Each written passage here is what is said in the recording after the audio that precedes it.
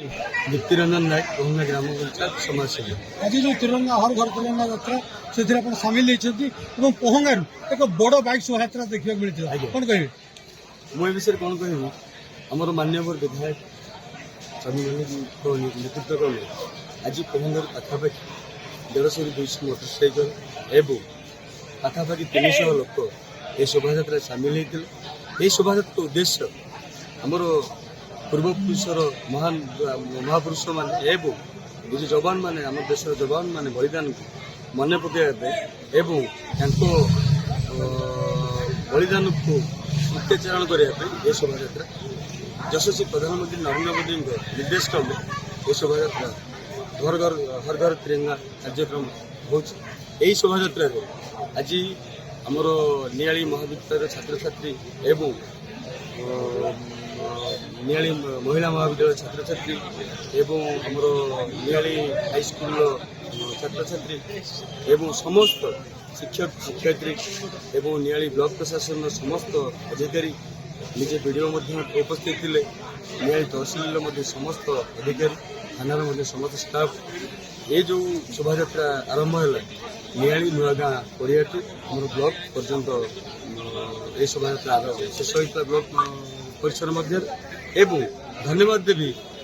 मान्यवर विधायक को ये शोभा यात्रा शांति श्रृंखला सह समापन कर शोभा यात्रार उद्देश्य हूँ ये देशर हिंदू मुस्लिम सिख साई समस्त आम भाई भाई आउ समस्त आम एकत्रित हो देशर विकास पर चिंता करवा एवं यशस्वी प्रधानमंत्री नरेंद्र मोदी जो आह्वान अच्छी यात्रा अनुप्राणित हो देशर केमती विकास हम से बाटर आम जा। जय हिंद जय भारत माता। आज अगस्ट मास 14 तारीख आसंता काली स्वाधीनता दिवस 1947 मसीह अगस्ट 15 तारीख देश स्वाधीन होता तेणु यही परिप्रेक्षी में मान्यवर विधायक तत्वावधान नियाली ब्लॉक प्रशासन सरकारी बेसरकारी अनुष्ठान स्कूल कॉलेज समस्त पिला माने एवं बुद्धिजीवी नियाली अंचल प्रत्येक जनसाधारण नियाली कॉलेज ठारू एक तिरंगा शोभा यात्रा नियाली ब्लॉक पर्यंत अनुष्ठित होता। ये मान्यवर विधायक उपस्थित थे एवं आप देखिए हजार हजार संख्यार जनसाधारण ये उपस्थित थे तिरंगा यात्रा भाग नहीं तिरंगा यात्रा आम एति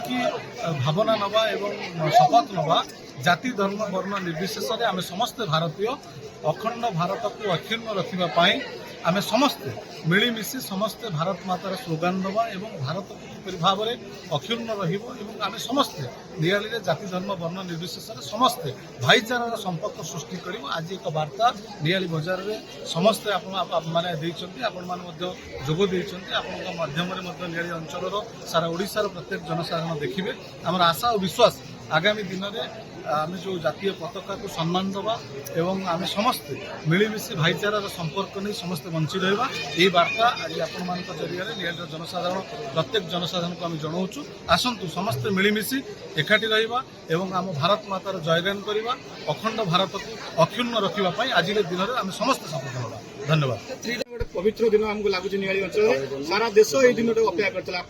जोगदे आज कौन कहे देश विषय आज जातीय पताका को लेकिन जो गोटे समावेश गोटे केत कौटू कौजे आसते आमर प्रिय प्रधानमंत्री यशस्वी नरेंद्र मोदी को आह्वान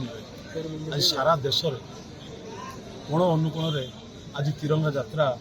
अनुष्ठित होता संगे संगे हर घर तिरंगा जो आह्वान नारा अच्छी प्रत्येक घरे समस्त आज तिरंगा पताका लगौ गोटे उत्सव पालन कर विशेष करके आज ये जो तिरंगा यात्रा ये यात्रा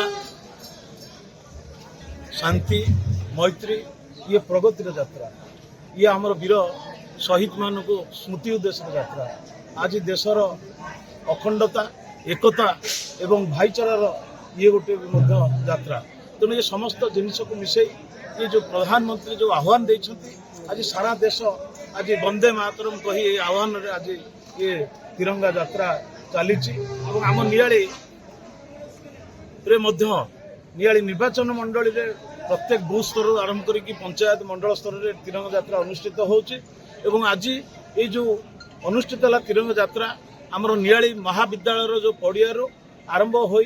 आज ब्लॉक परिसर में आमर जातिर पिता प्रिय आमर महात्मा गांधी जो प्रतिमूर्ति अच्छी से आम माल्यार्पण कलु दीपदान करी आज ये यात्रा को आम संपूर्ण करिचु। आज आपण देखुथिबे आज ये यात्रा रे समस्त सामिल होइचंती ब्लॉक रो प्रशासनिक अधिकारी एवं आमर पुलिस प्रशासनिक अधिकारी महाविद्यालय अध्यक्ष अध्यापक अध्यापिका स्कूल रो छात्र छात्री एवं कॉलेज रो छात्र छात्री एवं स्कूल रो शिक्षक शिक्षयित्री माने आज योगदान करछंती। आज महिला माने भौणी माने योगदान करछंती। आज ये गोटे बहुत बड़ दिन मो नियाली पे आज ये नियाली रे यात्रा आज गोटे भाईचारार माहौल मध्य सृष्टि करछि आ एकतार प्रतीक मध्य होइछि। धन्यवाद।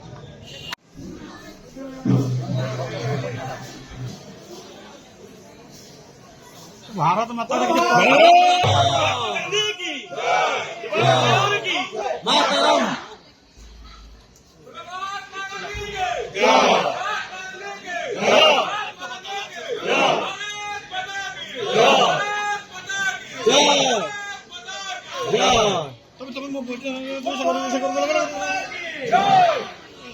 भारत माता की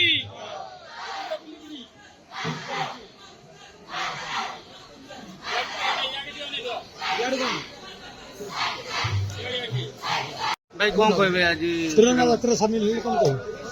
देखु माननीय प्रधानमंत्री यशस्वी प्रधानमंत्री नरेंद्र मोदी जी आह्वान क्रमे आज सारा भारत वर्ष में हर घर तिरंगा यात्रा अनुष्ठित होती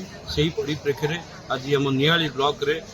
माननीय विधायक छवि मल्लिक नेतृत्व में आज गोटे विशाल तिरंगा यात्रा अनुष्ठित हो जाइए एवं ये तिरंगा यात्रा रे मु निजको सामिल करूँ निजको गौरवान्वित मन करुच्ची निजको खुशी अनुभव करुच्ची बहुत आनंदित ये तिरंगा यात्रा सामिल होइथारु कारण ये पताका केवल सामान्य पताका नुहे ये हूँ जातीय पताका हूँ आम स्वाभिमान प्रश्न आमर गौरवर प्रश्न एवं सम्मान प्रश्न तेणु जो भाई भाव में आमर स्वाधीनता संग्रामी माने बहु संग्राम करके आमको स्वाधीनता आज प्रदान करछंती एवं सही परिचय ये जातीय पताका आमको प्रदान करछंती आम समस्त कर्तव्य होची से महान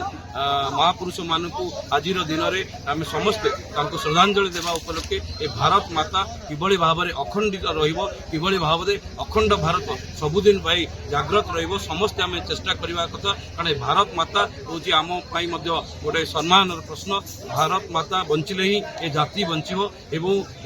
आज जो देखुथिबे नियाली जो